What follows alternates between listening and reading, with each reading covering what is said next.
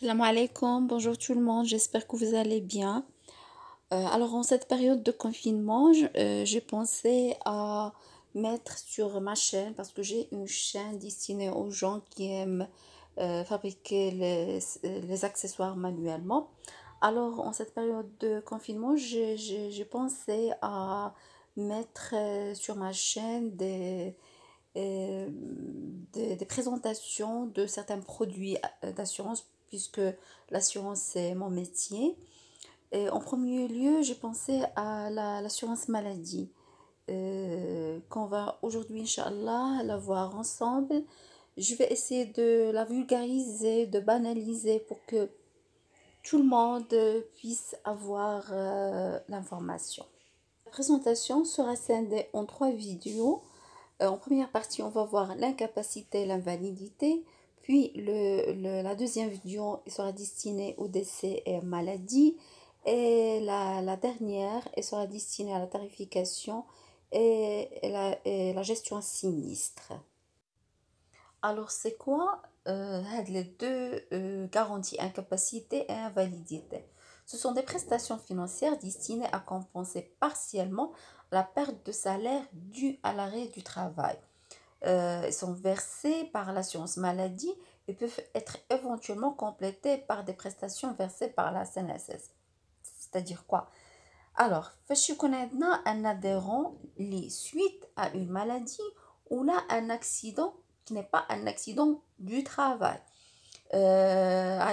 Suite à une maladie ou non, elle a été privée de son travail et automatiquement, il n'aura plus de revenus. Ou là, une baisse de revenus. Alors, dans ce cas-là, la garantie, en premier lieu, c'est l'incapacité qui intervient pour remplacer partiellement, pas totalement, le revenu l'adhérent d'Iana qui est malade. En deuxième lieu, c'est l'invalidité qui intervient. Alors, c'est quoi l'objet des deux garanties? L'objet d'Iana, c'est le versement d'une indemnité journalière en cas d'ITT, c'est-à-dire en cas d'incapacité. Elle est incapable de se rendre à son travail. Et le versement d'une rente en cas d'invalidité. L'invalidité, le gouvernement dit après l'incapacité. L'incapacité, c'est une année. Après, quand le médecin traitant constate que la personne ne peut plus travailler, سندوزو المرحلة واحدة أخرى اللي هي l'invalidité.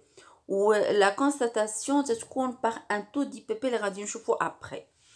aussi هاد لا بيرسون اللي تتكون مريضه ما تتبقاش مطالبه انها تخلص لي بريم concernant décès ou l'incapacité invalidité.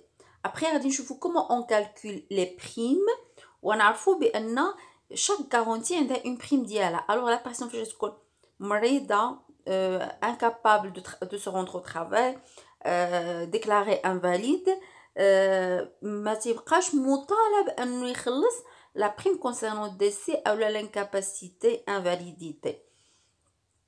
aussi la compagnie elle est subrogée dans tous les droits de l'adhérent, c'est-à-dire que il va payer avec l'adhérent où il a le droit de se retourner contre le responsable du sinistre. supposons بان هذاك السيد وقعت له accident, إذن هي عندها الحق أنها تخلص après paiement ديال les indemnités à l'adhérent de se retourner contre le responsable pour récupérer les fonds déjà versés. Alors comment va-t-on faire pour calculer les indemnités journalières ou la rente qu'on va verser à notre adhérent? Alors on se base sur le traitement annuel résultant des 3 déclarations trimestrielles de salaire. C'est-à-dire, chaque société, bien sûr, l'assurance maladie obligatoire d'abord, elle est obligatoire.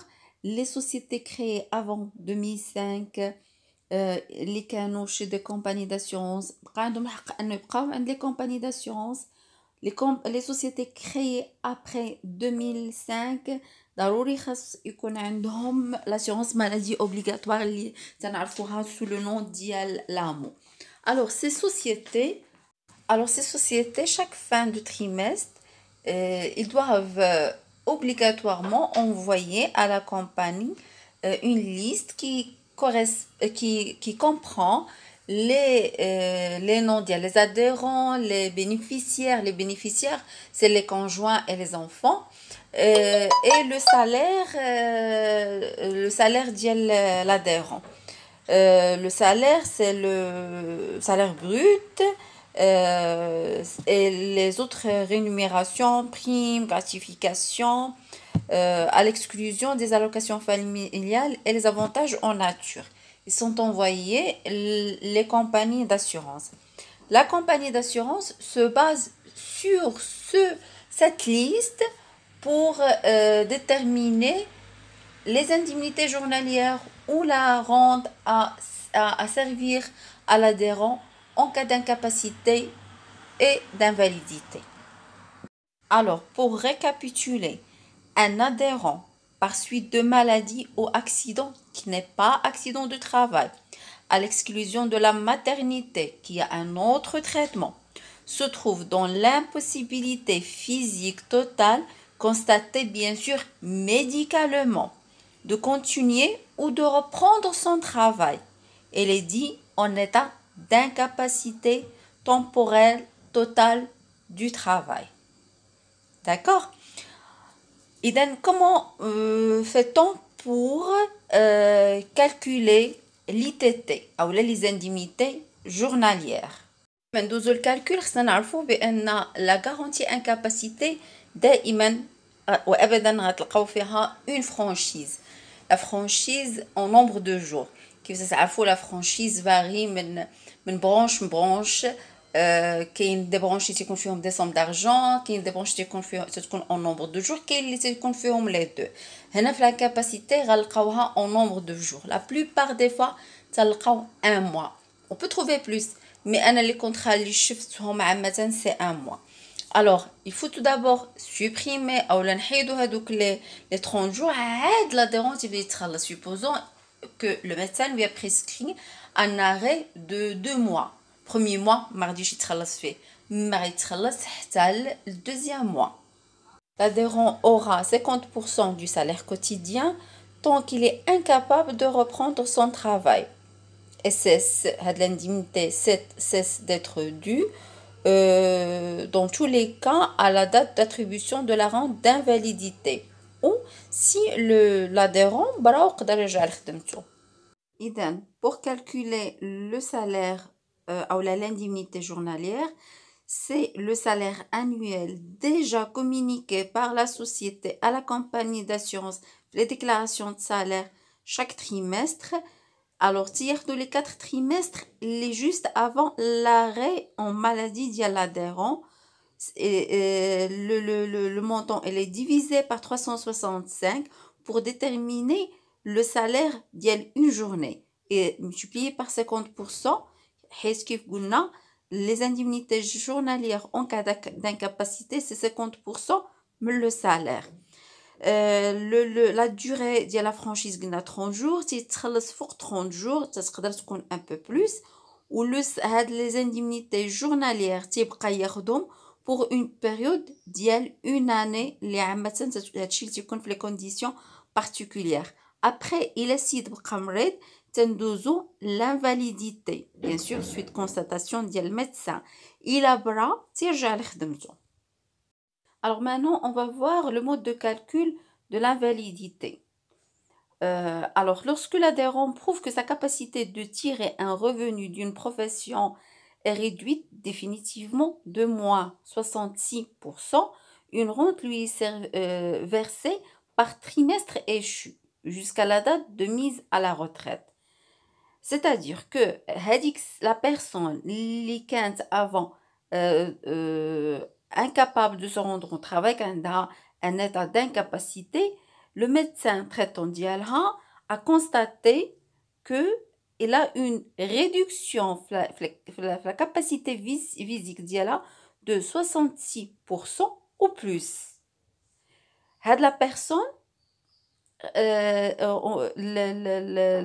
les conditions particulières lui donnent le droit de réceptionner une rente jusqu'à l'âge de la mise à la retraite.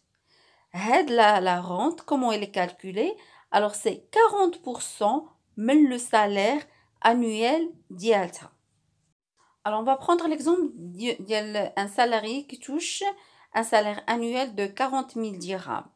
Le taux d'invalidité, ou la d'IPP, constaté par le médecin est 70%. Il est supérieur à 66%. Alors, l'indemnité qui sera, ou la rente qui sera versée, c'est 40 000 multiplié par 40%, à 16 000 dirhams qui sera divisé par 4, qui va nous donner 4 000 dirhams qui sera servi à la fin de chaque trimestre à l'adhérent. Si l'invalidité elle est partielle, alors dans ce cas-là, on a une autre méthode de calcul. Si le taux déterminé par le médecin est inférieur à 66% et supérieur à 33%, alors l'adhérent aura droit à une rente égale au taux d'invalidité retenu divisé par 66 de la rente d'invalidité totale. Alors, je vais vous montrer un exemple pour faciliter la compréhension. Alors, prenons le même exemple d'une personne qui touche un salaire annuel de 40 000 dirhams avec un taux d'invalidité de 50%, qui est compris bien sûr entre 33 et 66%.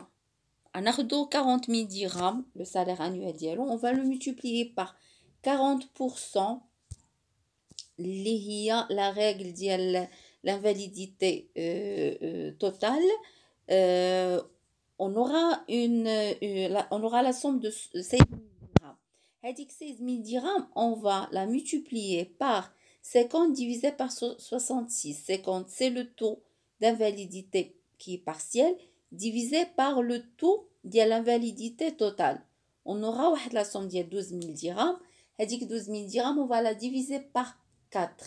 Et c'est la rente qu'on doit verser l'adhérent trimestriellement et à l'âge de la retraite. Pour résumer et mieux expliquer ce qu'on vient de voir, j'ai fait ce slide. Comme vous voyez, elle est segmentée en 3 parties. La première partie concerne le taux d'IPP compris entre 0 et 33%. Dans ce cas-là, la rente n'est pas due. Quand le taux est compris entre 33% et 66%, la rente elle est due. Et pour la calculer, on prend le montant en cas d'invalidité totale, c'est-à-dire 40% du salaire annuel. Et on le multiplie par le taux retenu par le médecin divisé par 66%. Et bien sûr, quand le taux d'IPP dépasse 66% et elle est inférieure à 99%, la rente est de 40% du salaire annuel. Mais si le taux d'IPP est égal à 100%, alors elle est assimilée au décès et donc l'indemnité versée est un capital décès.